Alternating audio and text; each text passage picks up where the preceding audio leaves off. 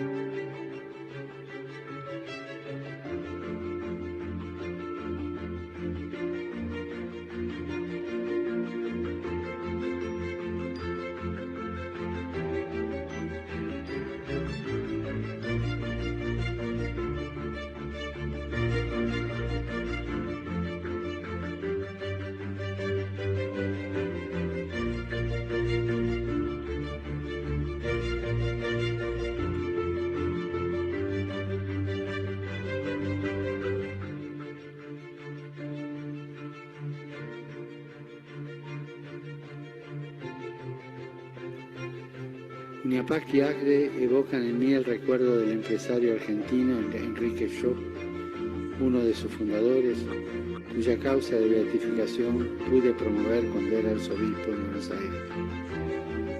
Les recomiendo que sigan su ejemplo, y para los católicos, acudan a su intercesión para ser buenos empresarios.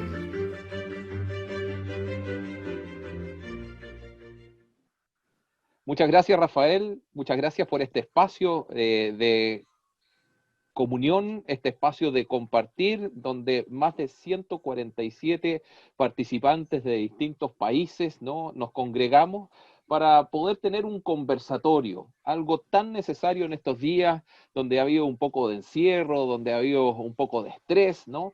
Y que claramente sea un conversatorio que además nos pueda inspirar, nos pueda movilizar a tomar decisiones en un camino que pocas veces lo vemos cruzado con la vida espiritual, con la vida en la fe, como es cruzar el mundo del trabajo con el mundo espiritual o con la vida, en este caso católica, de una persona que es realmente inspiradora y que nos convoca a todos para poder adentrarnos un poco más en ellos, ¿no?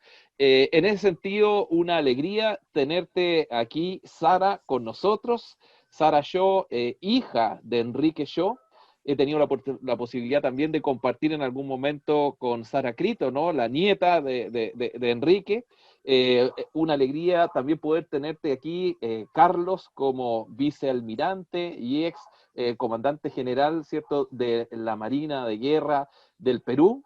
Y también poder tenerte, querido amigo y socio, empresario, ¿no?, Coco Arteta, hoy día en el rol de presidente de la Unión Nacional de Empresarios y Ejecutivos Cristianos, ¿no?, de la UNDEC. Entonces, antes de poder comenzar este conversatorio, quería compartirles una pequeña reflexión, porque recuerdo, yo tengo 41 años, ¿no? Recuerdo cuando iba a entrar, cuando entré a trabajar, uno de los primeros trabajos, el segundo en particular que tuve, decía, me pidieron, entre otras cosas, trabajaba en una compañía de seguro, que adulterara un documento que iba a entregar para dar la certificación de la salud de cierto cliente. Y yo decía, pero esto no va en la línea valórica que he aprendido en el colegio, que he aprendido en mi casa, que he aprendido en mi periodo universitario. ¿Por qué me piden hacer algo que no corresponde? Bueno, al poco tiempo vi que no era el lugar donde quería trabajar. Después, en otro momento, me contrataron como gerente comercial. Decían, bueno, hablas bien, entonces te vamos a contratar como gerente comercial en esta empresa y vas a poder hacer lo que quieras, ¿no? Y cuando entro, me dice, bueno, finalmente lo que tienes que ver es cuánto hay que pasarle por debajo de la mesa al representante de la licitación por el otro lado para que podamos adjudicarnos. Y nuevamente mis principios, mis valores, mis creencias se vieron tocadas, ¿no? Y dije, este no es el lugar para mí. Finalmente logré entrar en una organización donde una jefatura pudo ver talentos, capacidades y desarrollar lo mejor de mí, y claramente me sentí muy a gusto y muy cómodo con los principios y valores que allí se promovían. En el caso de Enrique Shaw, lo encuentro destacable, porque claramente alguien que puede vivir sus principios, sus valores, tanto en su familia, tanto en la Armada, tanto en el mundo empresarial y además haciendo apostolado dentro de la Iglesia Católica, es algo que a todos nosotros claramente nos inspira, nos moviliza. Ustedes, partiendo por ti, Sarita, ¿no? ¿Qué es lo que más te conmueve a ti cuando hablamos de tu padre y vemos este video y compartimos estas reflexiones que estamos haciendo ahora? Y bueno, la verdad que esa frase de que Dios no necesita nuestros triunfos, sino nuestro amor, es muy ilustrativa de cómo era mi padre. Él realmente tenía una gran caridad y una gran alegría. Qué distinto eso que la simpatía. La caridad es un poco distinta y yo creo que la gente lo percibía eso, y después de muchos años me lo contaban. Ay, tu papá tan santo que era. Y bueno, yo le preguntaba, ¿por qué me dice eso? Y me decían una cosa mínima, insignificante, de que había sido muy amable. Así que bueno, yo iba a hablar un poco también de eso, ¿no? Que a mí eso me parece muy importante subrayarlo, porque muchas veces la gente piensa que la santidad está muy lejana y no es así. porque ser amables, tratar bien a todo el mundo, interesarse, ser solidarios, y no cerrarse en el propio egoísmo y en el propio interés, eso lo puede hacer todo el mundo, y hay que, desde los chiquitos a los pequeños hay que ir enseñándoles, y bueno, no es algo que está en la estratosfera, y mi padre realmente lo vivía todos los días, y eso es lo que la gente lo valoraba. Así que bueno, me encanta que se conozca esa manera de vivir, esa manera de enfocar las cosas. Así que bueno, después me toca hablar sobre esa normalidad de la que hablas tú, ¿no? Esa simpleza, pero en esa simpleza la grandeza a la vez, ¿cierto? Sí, sí, así. Buenísimo.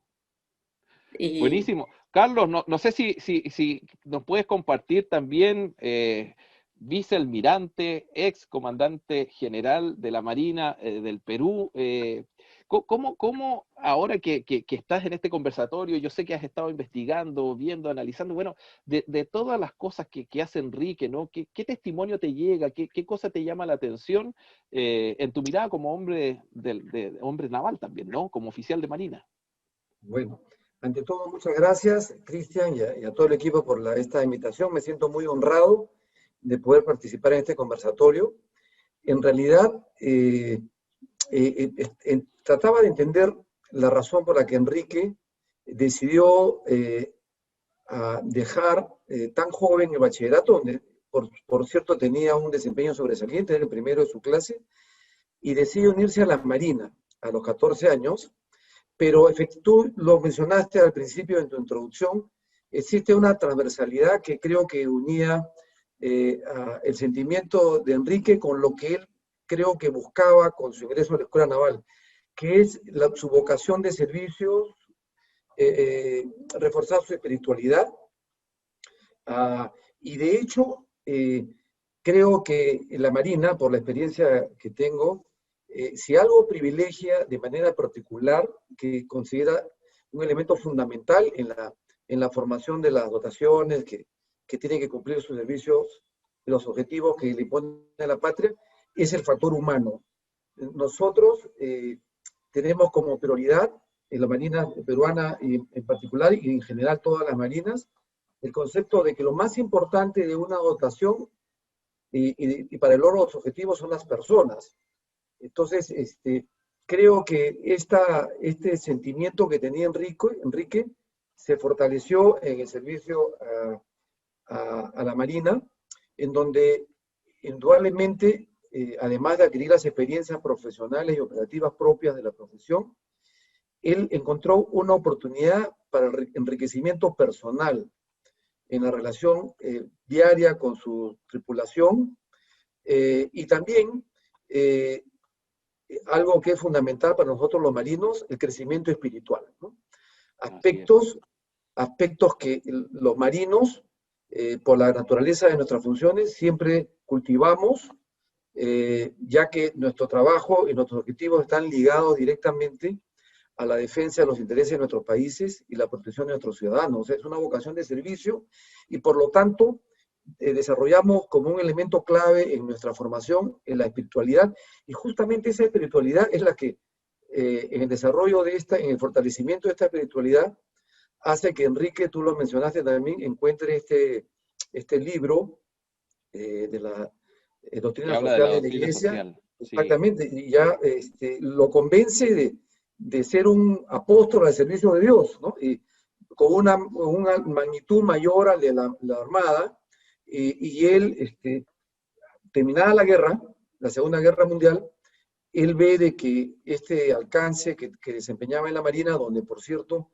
él tuvo una prioridad muy importante en el trabajo con los marineros y con sus subordinados, ve la oportunidad de ser un siervo al servicio de Dios, ¿no? Con una magnitud mayor, ¿no?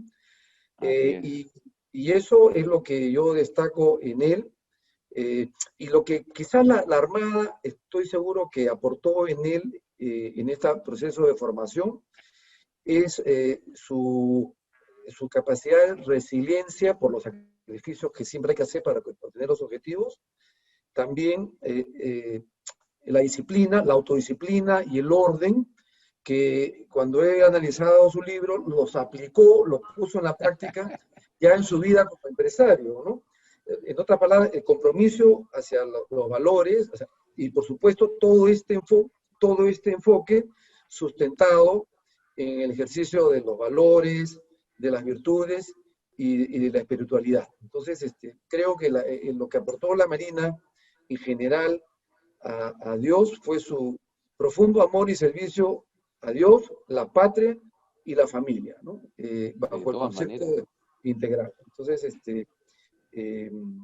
esto es lo que yo podría mencionar y realmente sé por los contactos y amistades que tengo, en las relaciones que tengo con los actuales marinos de Argentina, esto sigue calando muy fuerte en las actuales dotaciones de la Armada Argentina, el desarrollo que tuvo Enrique, de manera particular el trato a su personal, apoyando en su formación y en sus virtudes, ¿no?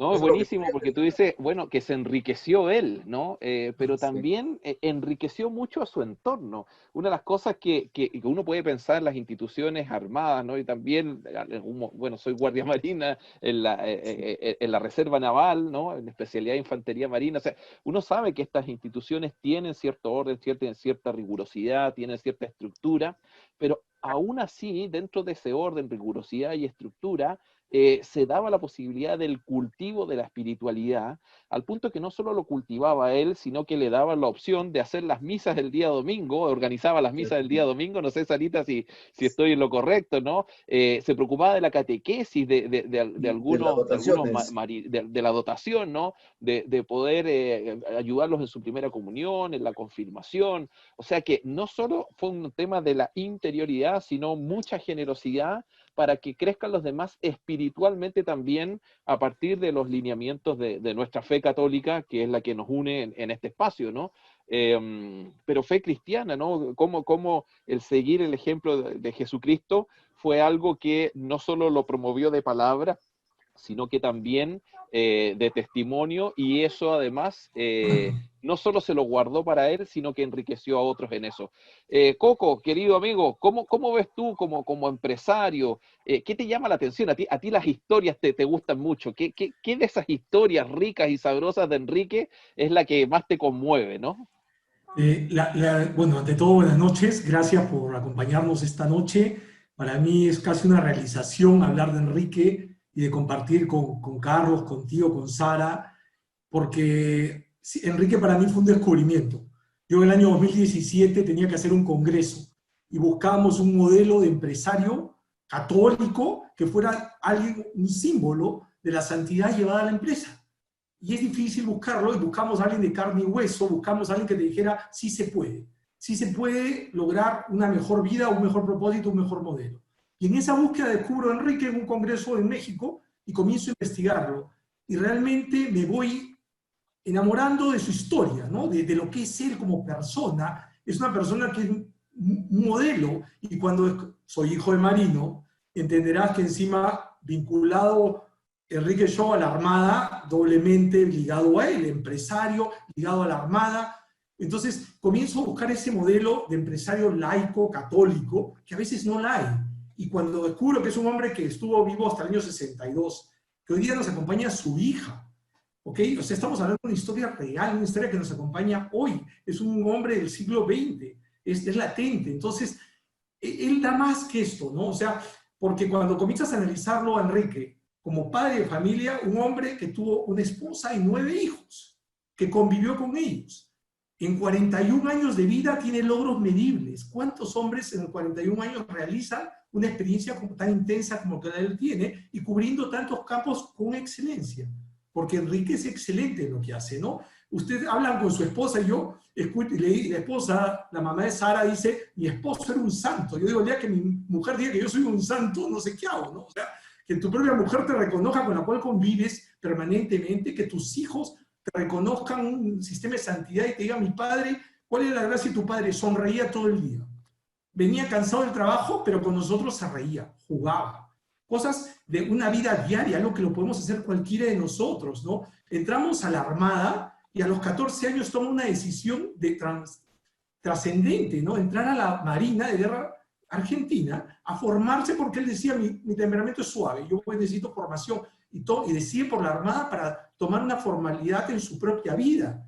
Y en la institución se gradúa como uno de los oficiales más jóvenes, el oficial más joven en la Armada Argentina. Y es un hombre que tuvo una carrera intachable también. Y es más, peleó por la Argentina en la Segunda Guerra Mundial protegiendo los mares de Argentina. Entonces, normal, y de ahí, en ese momento, cubre una expectativa. Tú ves su hoja de vida en la Fuerza Armada Argentina, es espectacular.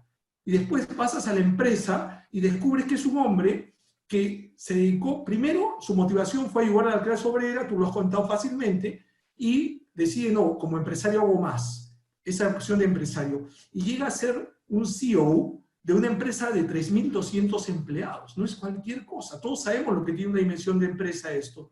Entonces, 3.200 empleados a los cuales él le crea cercanía, amistad, compañerismo, preocupación, cosas que uno hoy día habla y dices 3.200 que son testigos de una vida de él, y no se queda ahí. Forma la Asociación de Dirigentes Cristianos de Argentina, que se llama ACDE, lo que es un DEC en Perú, allá se llama ACDE. Y hoy día ACDE promueve la causa Enrique. Entonces también profesionalmente estudió administración en Harvard. Él fue uno de los primeros MBAs argentinos de Harvard. O sea, y también estudió con profundidad. Entonces, era un tío que no hacía nada mediocre, todo lo hace bien. Me atreví ahorita a preguntarle en una reunión pasada, Sara, ¿qué cosa hacía mal tu padre? Entonces me decía, nada, no le importaba mucho el cuero o camisa, o sea, cosas insignificantes, ¿no? Entonces, estamos hablando de alguien real, un señor del siglo XX, un hombre que se ha destacado por donde ha pasado y ha dejado estela. Y hoy día, casi 60 años después de su partida, estamos hablando de él y lo traemos al Perú, y tú eres chileno y sabes que también en Chile lo están siguiendo. Entonces, es gratificante encontrar vidas como la de Enrique, que podemos entrar a detalle, lo vamos a entrar más después, pero yo lo que quiero resaltar es el modelo que es Enrique. Es un modelo de oficial de la Marina, es un modelo de empresario, es un modelo de padre, es un modelo de esposo, es un modelo. ¿Y cuánta gente podemos hablar y comprobar que son modelos de vida, sobre todo en momentos tan críticos como los que estamos viviendo hoy? Ahí lo dejo. Así es. Oye, y te agradezco mucho. Bueno, y invitando también a todos los que están en esta sesión de Zoom y están escuchando, los invito a ir escribiendo en el chat las preguntas que pudieran tener algunos de los panelistas. Vamos hacia el final a dejar un espacio para algunas preguntas. Si son muchas, bueno, hay casi 200 personas. Si son muchas, vamos a tener que seleccionar, pero sí es muy bueno que también se sientan muy partícipes de este espacio. Si nos quieren contar también desde dónde están conectados, desde dónde están compartiendo este espacio virtual, también bienvenido a este chat. Querida Sarita, yo en verdad soy padre de 5 hijos. Están entre los 16 y los 4 años. Hace un minuto vino uno de ellos a preguntarme cosas. En periodo de pandemia ahora, todos en la casa, todos revoloteando aquí en un espacio determinado con restricciones de salir. Y yo me imagino, bueno, y además apostolado, y además el trabajo, y además vida matrimonial. Dice, ¿cómo como hija viviste tu experiencia de familia con tu papá? Porque de repente mis hijos dirán, oye, papá llega enojado, o de repente llega cansado, o de repente llega, bueno, tendrá una sonrisa así, pero de repente también me tiene que decir que no. Entonces, finalmente, ¿qué queda en ti, tu recuerdo de tu experiencia como hija? Y si es compatible con la vida apostólica que tenía, que era intensa, y con la vida empresarial, ¿no? Bueno, primero lo felicito por hacer esto y lo agradezco a todos los organizadores, que sé que siempre es mucho trabajo hacer esto. Y bueno, doy mi testimonio como hija, que era que tengo un gran recuerdo de lo que él valoraba estar en su casa. Y después a mamá le preguntaban qué es lo que más feliz lo hacía a mi padre, y ella decía estar con sus hijos, estar en su casa. Y yo también me daba cuenta que él era muy feliz estando en casa, llegando, y a mí ni se me pasaba por la cabeza que él tenía problemas o que estaba de mal humor. Sí, después cuando empecé a salir ya más grande a la casa de amigas, de golpe me acuerdo que el tío de una amiga mía se quemó y dijo una mala palabra y yo me asusté mucho, realmente me asusté porque dije, ¿pero qué pasó con este señor que dijo una mala? Porque las malas palabras la decían los chicos, pero no los adultos. En mi familia nunca lo había escuchado a papá así enojado. Cuando nos retaba, nos daba unos sermones, bien sermones, pero tranquilos, y como que quería que nosotros nos diéramos cuenta que habíamos hecho algo mal, porque siempre a veces uno no quiere reconocer. Así que bueno, no es que era así demagogo ni nada, sino que tenía sus exigencias. Me acuerdo muy bien de 3 retos que me dio, porque la verdad que con tantos años que han pasado, uno se olvida de las cosas, quedan solamente las más importantes, ¿no? Pero ellos, los dos, mi padre y mi madre, habían perdido a su mamá cuando eran muy pequeños, por la gripe española, ni más ni menos, así que hay que tener cuidado con las epidemias, ¿no? Y entonces ellos valoraban muchísimo la vida del hogar, valoraban muchísimo lo que es estar en familia, comer en familia. Había una persona que hizo un testimonio que decía que lo invitaban a mi padre a hacer algún cóctel, alguna cosa, y él decía, tengo un compromiso muy importante, y el compromiso era comer con sus hijos, ¿sí? Así que eso demostraba que él valoraba. Y bueno, y hablando de la compatibilidad del trabajo, del apostolado, de la familia, yo pienso que es compatible. Eso me lo han preguntado muchísimas veces, y bueno, y hay como más de 400 testimonios que han contado así pequeños episodios, porque en una causa lo que se trata de encontrar son las virtudes cristianas en grado heroicos, que son las virtudes teologales y las cardinales, ¿no? Y entonces como que se piden episodios, ¿no? Que los adjetivos calificativos no sirven, tienen que ser episodios concretos de alguna virtud. Y bueno, es muy lindo después de 50 años ver que la gente se acordaba y que realmente asociaban ese episodio con una virtud cristiana, realmente, porque la gente me dice, pero yo veo una vida de santos y me parece algo imposible. Después tengo una nieta que es catequista, que el otro día estuvo hablando por este tema de Carlos Acuti, parece que pasaron algunos videitos, y pasaron también el de mi papá, ¿no? Y los chicos dijeron, no, eso es imposible, yo nunca voy a ser gerente de nada. Y después otra chica dijo, pero qué pereza, todo eso. Entonces, la catequista, mi nieta, tuvo que decirle, no, que no era hacer cosas grandes la santidad, sino que también todos esos testimonios hablaban de cosas chiquitas, de pequeños gestos, de amabilidad, de prestar atención, están todos recopilados así, y es impresionante cómo la gente lo valora, ¿no? Y ahora yo sé que los economistas saben que tener un buen clima en una fábrica es muy importante, porque el rendimiento se mejora, pero en ese momento, altísima, ¿no? Claro. en ese tiempo no sé, hace 60 años no se tenía en cuenta eso, era más así, más que el único objetivo de una empresa era, se puede decir, la rentabilidad. Pero mi padre decía, una empresa es una comunidad de vida, es una comunidad. Sí, y por eso él agradeció tanto cuando tenía la sangre, porque decía que realmente estaban tan unidos, tan hermanados, que hasta compartía la misma sangre de todos. Así que eso es muy lindo que lo haya subrayado, ¿no? Todo eso. Pero bueno, ¿y qué son las virtudes? Y bueno, lo que hay que diferenciar, ¿sí? Es, por ejemplo, una persona que es muy amarreta, que de golpe hace una limona grande, eso no es una virtud, es un buen gesto, ¿no? La virtud tiene que ser algo elegido. Y es muy lindo ver que en las cartas que se intercambiaban mis padres, cuando estuvieron 2 años de novios y después 2 años de recién casados, estuvieron separados porque estaba embarcado, se puede decir, y gracias a eso hay un montón de cartas.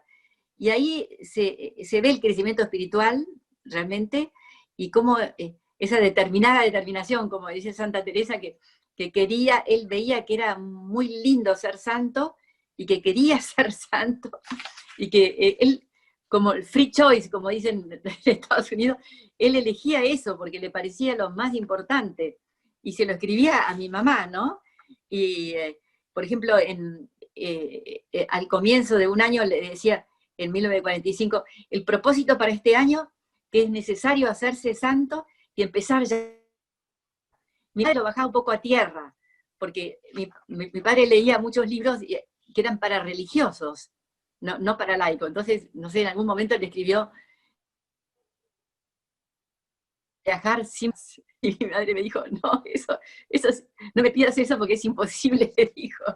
Porque claro, los religiosos a veces van de convento en convento y van sin valija. Entonces, no sé de qué libro habría leído él eso, porque redactó como un programa de vida y Ay, vamos a te hacer esto, perdemos vamos a ahí, hacer lo te otro. perdemos un Un poquito programa de de vida repente, bastante Sarita. exigente, pero que lo llamaba peldaños de amor a Dios.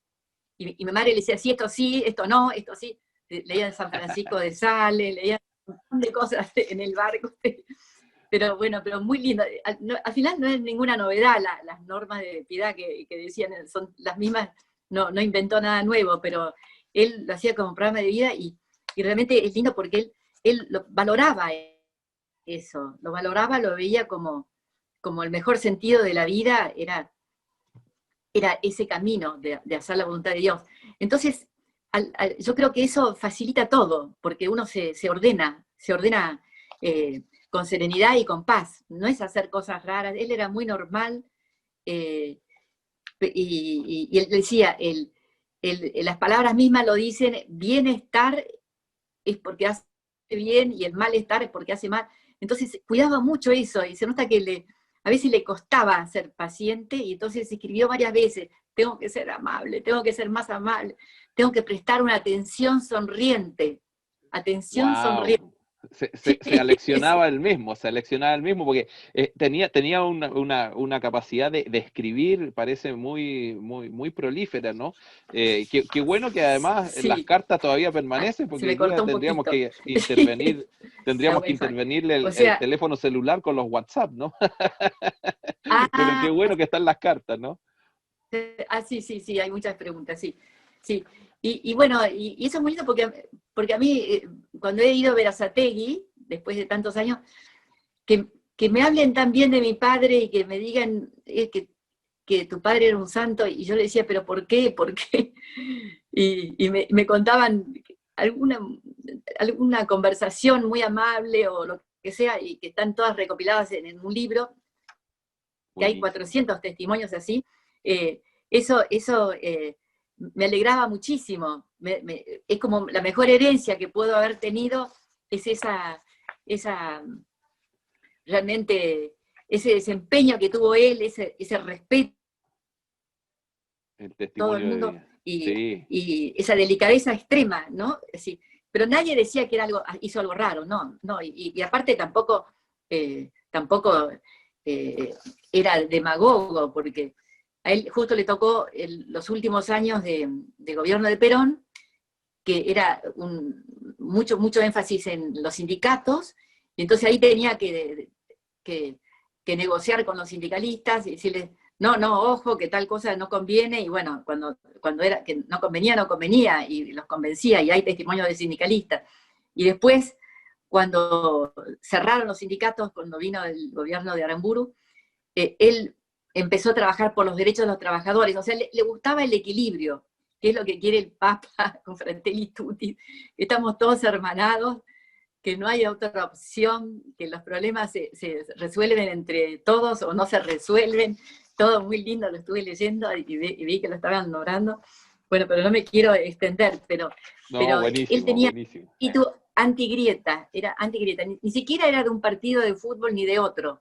Yo, Del yo que el pienso que trabajador era seguidor. acá en Argentina todos son de un partido, de un club o del otro, no sé qué, y bueno, las mujeres no tanto, a mí no me interesa ninguno, pero yo veo que a veces discuten horas de que no se Sí. quede el gol, o qué sé yo. Bueno, Y hasta el Papa tiene él era su propio antigrieta, equipo de fútbol, ¿no? San Lorenzo, Así es, sí, es así es. fanático, Sarita, sí, sí. vamos intercambiando también la conversación con Carlos, con Jorge, con Coco, ¿no? Y contarte, Sarita, que están llegando saludos desde Buenos Aires, están llegando saludos desde Perú, de distintas zonas del Perú. particularmente, no sé, hay varios, parece, amigos tuyos, no sé, está Oscar Gatti de la Unión de Instituciones Berazategui, aparece Cornelia Schmidt, ¿no? Bueno, y te mandan a ti y a todos muchos cariños. Por ejemplo, a ti particularmente, Carlos, que te voy a hacer una pregunta ahora asociado a lo que estamos viendo. Luis González Dey, ¿no? De contraalmirante de la Armada Argentina en retiro, nos manda muchos cariños y felicitaciones y en particular un afectuoso saludo para ti, ¿no? La familia de la Armada parece que es una familia grande y muy interesante es que cómo está ligado al mar, ¿no? La vocación de Enrique y cómo está ligado al mar, por ejemplo, el llamado de Jesús a los apóstoles, que eran pescadores también. Bueno, ¿cuál es el secreto?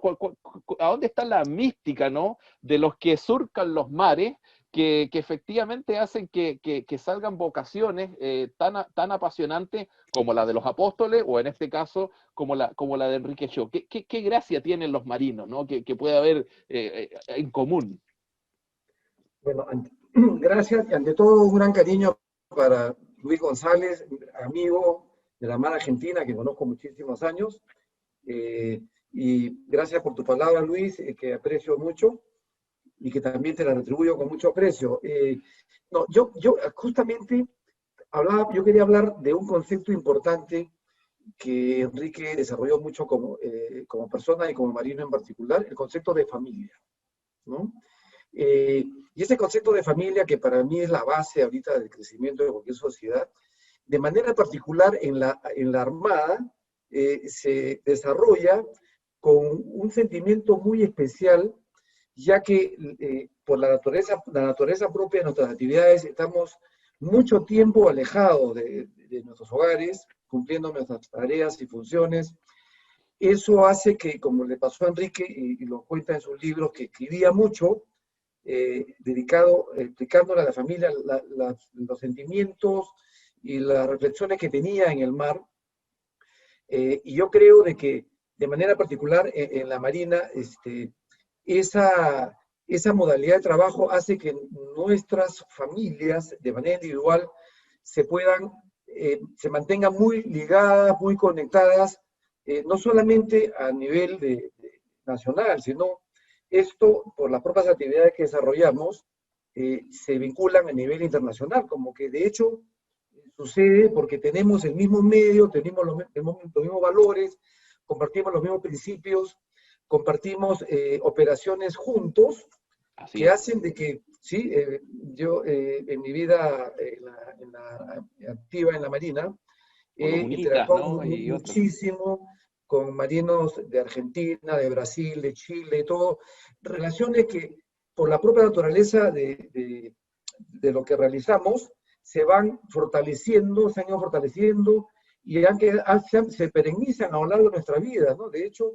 yo tengo actualmente, si bien es cierto, el mar y nuestro cariño a los intereses de nuestros respectivos países son los que nos vinculan, esa vinculación de tipo formal, institucional, por el propio sentimiento que tenemos los marinos de un gran apego al concepto de familia, hacemos de que ese concepto de familia se extienda hacia nuestra familia de amigos en otros países. Entonces, para nosotros, parte de mi familia, y de hecho lo veo día a día en actividades que realizo, son los amigos y la familia que he podido desarrollar de marinos en otras partes del mundo. Entonces, yo creo que ese concepto también es el que Enrique interiorizó, que lo tenía formado desde muy joven, pero la Marina le agregó también ese concepto de no solamente preocuparse por el recurso humano, por su gente, sino verlos a ellos como parte de su familia. Vínculos profundos, significativos, ¿no?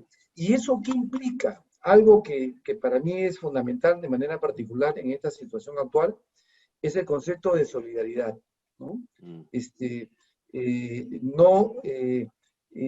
eso está ligado profundamente a la fe, ¿no? Como sabemos, no hay fe sin solidaridad, sin obras y todo, y Enrique justamente aplicó este concepto de familia, de amor hacia las personas, de fe, tratando de hacer obras en bien de estas personas que eran su familia, ¿no? Entonces, y yo sí quiero destacar esto, la Marina tiene un medio común que es el mar y que nos hermana. Nos hermana en las actividades que realizamos, compartiendo nuestros objetivos y todo. Y por eso en este caso, por ejemplo, está Luis González, a quien conozco muchísimos años, y yo lo considero parte de mi familia, porque como se ha expresado ahora sobre mí, que le agradezco, yo comparto con él los mismos sentimientos y mi solidaridad con todas las familias de los países que nos están escuchando el día de hoy, ¿no? Así es. Bueno, te agradecemos mucho, Carlos, porque efectivamente hay una sensibilidad en tus palabras. Me encanta este concepto de la familia extendida, que los que hemos estado embarcados por X tiempo, ¿no? Sabemos el sentimiento de soledad que se produce respecto de la familia que uno elige, ¿no? La esposa o los hijos, pero también se da esta vinculación significativa con quienes navega uno junto y pasa tantas aventuras dentro, ¿no? Dentro del mar me refiero, en alta mar. Así que sí, hay una mística especial en los marinos y se refleja en tu mensaje, y claramente era muy visible en Enrique. Fíjate que dice un espectador anónimo, pero está bien, dice, en los años 60 el enfoque de empresa era el producto, en los años 90 era el cliente, y ahora son las ventas, dice, por comercio electrónico.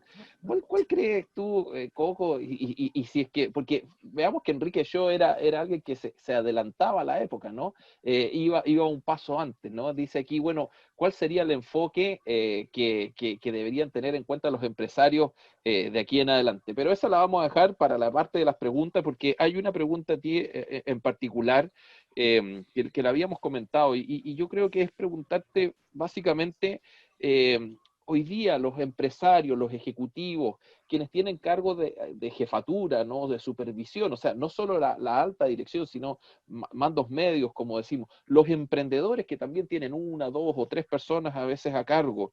Vimos que Enrique tomó decisiones valientes, ir a presentarse al directorio y decirle 1.200 personas no las vas a echar, estos son los argumentos, vamos a hacer tal o cual cosa.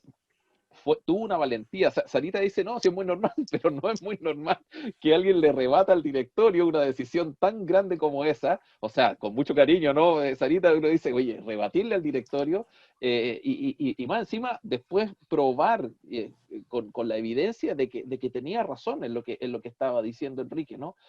¿Cómo es la valentía que tiene Enrique y que hay que tener hoy día para liderar, entendiendo que estamos en un proceso de pandemia, de crisis económica, hay una revolución social importante, ¿cierto?, en las personas, hoy día una crisis social, crisis política? Bueno, ¿cómo es el rol de los empresarios hoy día a propósito del testimonio que nos da Enrique Shaw? Gracias, Cristian. Hay que rescatar lo más importante que creo que nos ofrece Enrique para los empresarios, es su coherencia. Él nos enseña y nos invita a ser coherentes, nos invita a ser transparentes, a que así como somos en nuestra vida espiritual, seamos en nuestra vida laboral, a llevar nuestros principios y valores de fe y de sentimientos al trabajo.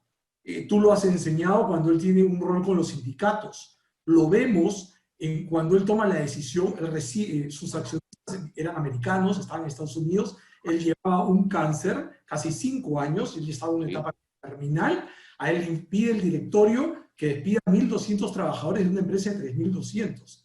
Él toma un avión, viaja a los Estados Unidos a convencer a sus directores y accionistas de que no podía eliminar a uno solo, porque él consideraba que un mal social era el despedir, las sociedades débiles despedían y creabas un problema familiar, personal y social al mundo empresarial. Entonces, él lo único que hizo fue pedirle y demostrar con papeles, porque es importante decir algo. Enrique siempre dio utilidades, sus empresas siempre las manejó en azul. Fue una persona que reportó estados financieros favorables a la organización y al accionista. Y en este caso había una crisis en la Argentina y los empresarios o accionistas de esa empresa tomaron la decisión de eliminar. Y Enrique, como CEO, viaja a los Estados Unidos a decirles, no señores, el personal de una empresa de vidrio es un personal muy capacitado en el cual hemos gastado tiempo. Y si la economía revierte, no vamos a tener en un año capacidad para reponer esa gente con ese nivel de formación. Y el empresario cree en él y le da el ok, le dice que se quede. Él decide bajar, ordenar, restablecer, dedicarlos a la limpieza, a lo que sea. Pero tiene la suerte que ingresa PepsiCo a la Argentina y le encarga al año, lo que tú mencionabas al comienzo, la fabricación de todas sus botellas de vidrio. Y la empresa revierte el número en un año. Y Enrique recibe la felicitación del directorio por habernos convencido de no haber sacado el personal. O sea, encima tuvo la gracia divina. Sí. O sea, esas cosas, ojalá, por eso que ahí vemos la mano de Dios, porque cuando hay gente que hay un poco de fe y nosotros creemos que somos actores de la providencia. Entonces, hablar de humanismo, hablar de sensibilidad en épocas como la pandemia, nos invitan a imitar a Enrique, a pensar un poco más allá, ¿no? Hay instrumentos en cada país que nos han llevado a ver, tenemos necesidades, no todos pueden hacer lo mismo, no todos son viables las empresas, pero la prioridad hoy día es el factor humano, es cuidar a esta gente, es protegerla, es establecerla en la medida de las posibilidades de la organización, porque acuérdense que las organizaciones están para desarrollar una utilidad, y esa utilidad es la que permite hoy día dar un sueldo justo, darle beneficios a los trabajadores y poder desarrollar. Enrique fue un modelo de esto. Entonces, esta posición voy a estar dada. Y quiero rescatar un tema que tú dijiste, también la experiencia de Enrique con sus colaboradores, ¿no? Enrique hay en esta cáncer terminal, necesita ponen un anuncio en la empresa pidiendo donantes, más de 200 trabajadores van a dar sangre por él, ¿no? Y en ese momento Enrique se pudo haber ido a su casa a dormir, después que salió de las transfusiones, y lo que pidió es ir a la empresa y reunir a todo el personal para agradecerle su sangre, y decirle que el mayor orgullo que él se llevaba de este mundo era que por sus venas corría sangre obrera, lo que él quiso siempre. Y son esas entregas, esas gracias, esas cosas, son las que nosotros como empresarios tenemos que buscar. No somos empresarios de un día, somos empresarios de la historia, somos empresarios en el tiempo, y no trabajamos para este tiempo pandémico, trabajamos para el futuro. Y por lo tanto, hay que mirar ese futuro juntos, y si tenemos fe, con mayor razón. Por ahí me quedo diciendo. Muy bien, muy bien. O sea, bueno, hoy día el sentido de propósito tiene una fuerza importante en las organizaciones, que es más allá de las utilidades, ¿no? Cómo no solo generar valor económico, sino también valor social, cómo vamos al encuentro de la comunidad. Me acuerdo que también en el testimonio que ustedes pueden ver en YouTube, y hay otros libros, ¿no? Maravillosos que están disponibles para todos, incluso gratuitos en algunos casos, lo hemos podido recibir.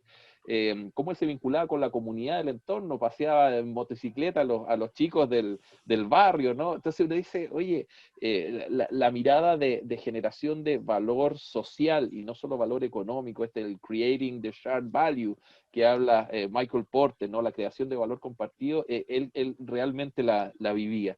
Quiero contarles que hay gente conectada desde Bogotá, Colombia, Querétaro, México, desde Lima, Buenos Aires, Santiago de Chile, Guayaquil, Ecuador, Caracas, Venezuela. O sea, hay muchas personas que están viendo este espacio, y vamos a compartir un par de preguntas ya para ir cerrando, en honor al tiempo también y a la alta convocatoria que se ha dado.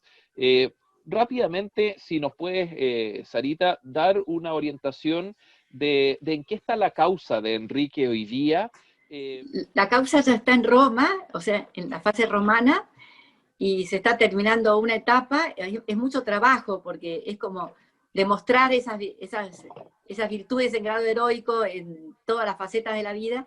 Y después también ya se mandó un milagro, que todavía eso no se abrió el tribunal, pero ya tiene la validez legal, porque son como muchas instancias que hay que cumplir. Es un proceso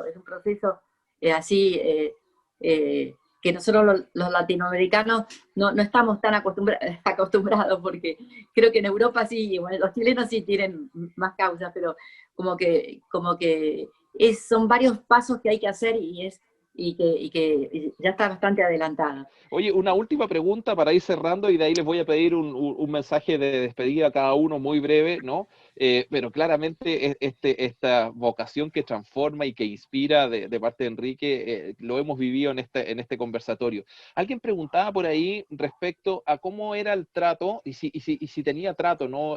Dentro de las 3.200 trabajadores probablemente, ¿cómo era el trato con las mujeres? ¿Cómo veía a la mujer en el mundo del trabajo? No sé si tienes algún testimonio o algo que nos pueda compartir, porque efectivamente el tema de la equidad de género hoy día es un tema importante, sobre todo para ocupar las posiciones en los lugares de trabajo. Entonces uno dice, bueno, que no haya discriminación, ¿no? ¿Cómo era el trato de Enrique particularmente respecto de las mujeres? Bueno, también la pueden googlear. Había un artista de vidrio muy importante, ahora que está Roberto Vitulo de Berazategui, que se llama Lucrecia Moyano, ¿Ya? que hacía arte en vidrio, cosas así muy modernas, y que tiene piezas en museos en Estados Unidos, hizo una exposición en París. Y bueno, hay unas cartas de Enrique a ella, hablándole de la exposición, o sea que la alentaba. O sea que el vidrio es algo muy extraño, porque que se junte la industria con el arte, es increíble. O sea que ella iba los domingos y hacía cosas maravillosas. Cuando él murió, esa misma semana le dijeron que no vuelva más. O sea que se notaba que él la padrinaba, se podía decir, la padrinaba toda esa sección artística que después se cerró. Que por ahí no es que daba mucha, lo que decían, no daba ni pérdidas ni ganancias, que ella esté ahí trabajando y haciendo cosas lindas con su equipo de gente, pero sí lo que sí le daba era mucho marketing, porque eso internacionalmente era muy importante, porque en ese momento era el auge de las piezas de arte de vidrio, desde Lali, también allá en Student Glass, ya se lo empezó a considerar como algo artístico. O sea que no me quiero extender porque estamos en el final, pero fue muy lindo y están escribiendo un libro sobre como que fue uno de los primeros mecenas, pero no un mecenas de una industria que pone un poco de dinero en un jardín de infantes, sino que la misma fábrica juntaba el arte con la producción de la fábrica. Eso es bastante, no se puede hacer en todas las fábricas, pero en el vidrio es un mundo aparte. Así que bueno.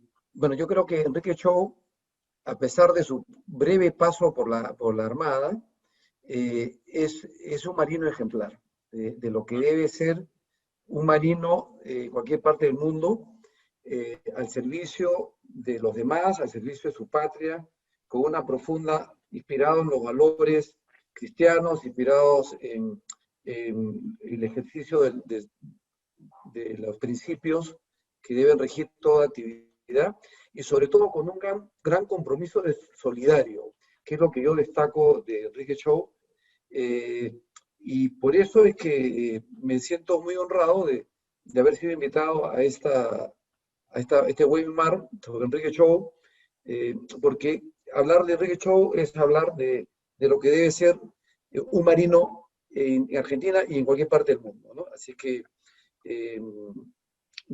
nos deja muchos mensajes, Enrique, con su actitud, con su trabajo en la Marina, con su trabajo en la empresa, y es un ejemplo de vida. Así que, nada, yo quería solamente terminar con estas palabras, agradecer la invitación, felicitar a Sara y a los que me acompañan, a Jorge y a ti, Cristian, por organizar esta conferencia que es tan edificante, de manera particular en este momento donde la solidaridad es un factor importante para salir adelante todos juntos de esta crisis. Muchas gracias. Muy bien, te agradezco, Carlos. Muchas gracias. Coco, por favor, Jorge Arteta. Bueno, yo me quedo con el modelo del laico católico. Yo creo que Enrique Chou es un modelo de laico católico. Es un modelo de coherencia y de un hombre que lleva su fe a todos los ámbitos de su vida. Y a veces ese es el gran problema que tenemos los laicos. Vivimos nuestra misa de domingo y el lunes somos otra persona. Él era 7 días iguales. Su vida era constante, era coherente, era integral, era un tipo que transmitía su realidad espiritual en su vida diaria, en todas sus actividades. Y eso es lo que creo que debe invitarnos a Enrique Show, a pensar cómo ser más auténticos, cómo ser más transparentes en nuestra fe, que la gente sienta que ser un hombre espiritual es un hombre del siglo XX. Somos seres que estamos en el mundo para cambiar el mundo, para hacerlo mejor. Y eso es lo que nos deja Enrique, y yo me quedo con él, con ese modelo. Gracias. Muchas gracias.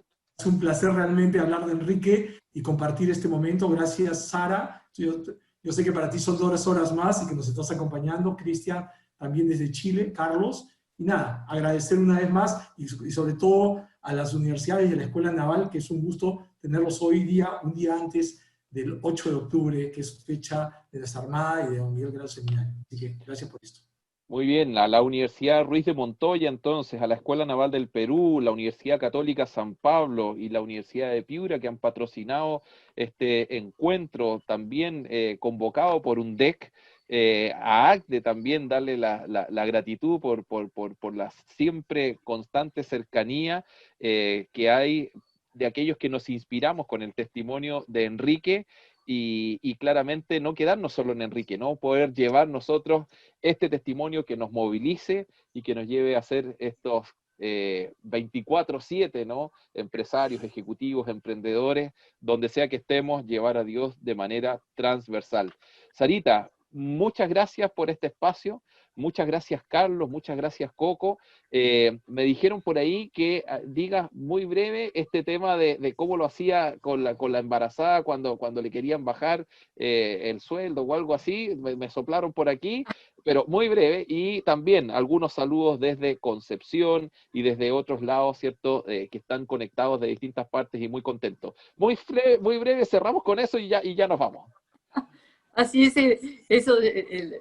Adelina Humida, que justo falleció hace poco, de Berazategui, ella era una empleada administrativa y bueno, se quedó embarazada y bueno, entonces ahí nomás le dijeron que no le correspondía no sé qué cosa del sueldo porque se iba a ir a su casa para tener su bebé y entonces ella agarró un hombre y vino al centro, porque había una oficina en el centro, y bueno, y se quedó ahí hasta que mi papá la atendió y bueno, y parece que mi padre no sabía nada de todo esto y se molestó muchísimo y ahí averiguó muy bien cómo era este tema de cuando había una mujer embarazada. Él trabajó muchísimo por la ley de asignaciones familiares en Argentina.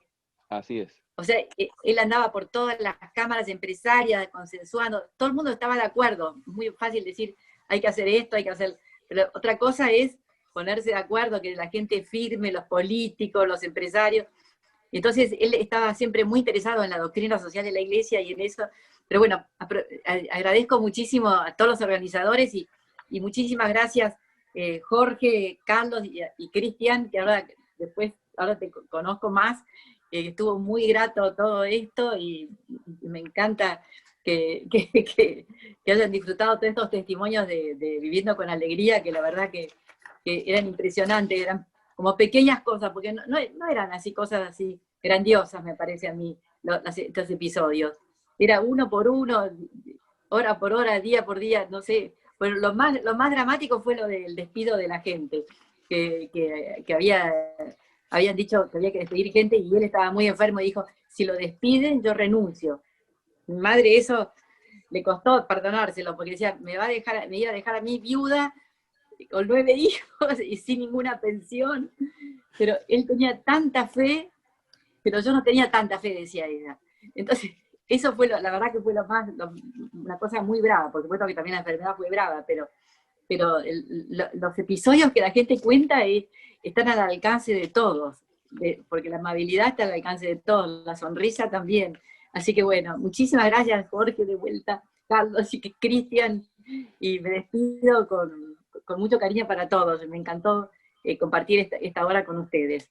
Y a Roxana Perú, Roxana está saludando ahí, y a todos, no alcanzo a leer, pero tenemos buenos amigos ahí en Perú. Mi hija Sarita vivió ahí 3 años y la pasó muy, muy bien. Sí, así que se hizo muy amiga de Roxana y todos ellos. Bueno. Así que bueno, muy, muy grato ha sido y me despido con mucha cosita en el corazón, como dicen. Muy bien, Gracias. muchas gracias. Un abrazo a todos, queridos hermanos de la Argentina, del Perú, de México, Ecuador, Colombia, Venezuela, Bolivia, de todas las partes donde han estado presentes, Argentina. Un abrazo muy cariñoso, y alguien que me decía por ahí, no se te olvide decir que estudió en el Colegio La Salle también, y de ahí también tuvo valores cristianos. Así que, nada, aquí están todos reclamando su espacio y me parece maravilloso. Un abrazo muy grande y Chao, bendiciones. gracias a todos. Cuídense.